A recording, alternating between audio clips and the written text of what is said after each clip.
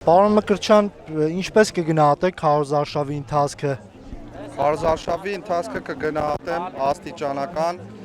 աճի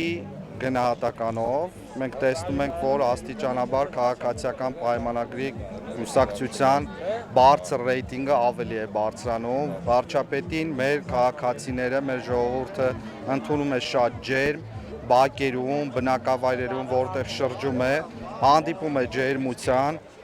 և լավ ընդունելության, կգնահատում եմ նորմալ, կայուն, շատ լավ արժեքներով և հույս ունենք հունիսի 7-ին արձանագրել լավ արդյունքներ։ Իսկ քաղաքացիների խնդրանք պահանջը ինչումն է կայանում,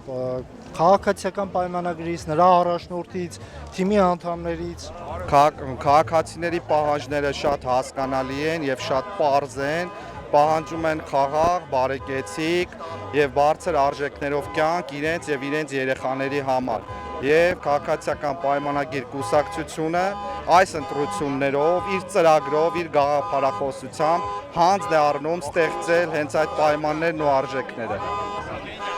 Քաղաքական ընդդիմադիր օպոնենտները ձեր իշխանությանը մեղադրում են թույլ լինելու մեջ, արդյոք դա այդպես է։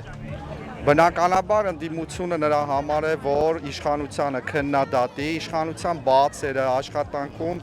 տեղ գտած սխալները վերհանի, ինչպես նաև քաղաքական գնահատականներ տա, թույլ լինելու մեղադրանքները, դա ցույց կտա ժամանակը, ցույց կտա պատմությունը և բարձր գոռալը կամ ապագորգոր հայտարարություններ անելը դրանք ուժի գրավական չեն կամ ամենևին էլ այն արժեքները ու հիմքերը չեն, որ ասես դու ուժեղ ես։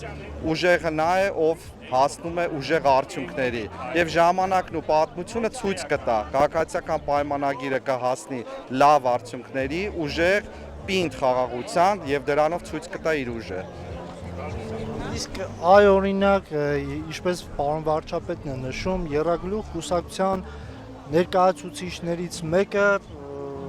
այսպես քրեական պետական դավաճանության մեջ է մեղադրվում և քրեական գործ է հարուցված նրա նկատմամբ։ Ինչպիսի գնահատական դուք կհնչեցնեք այս առումով։ Քրեական գործի հետ կապված որևէ գնահատական չեմ կարող հնչեցնել, որովհետև դրա ուղղակի իրավունքը չունեմ, բայց ես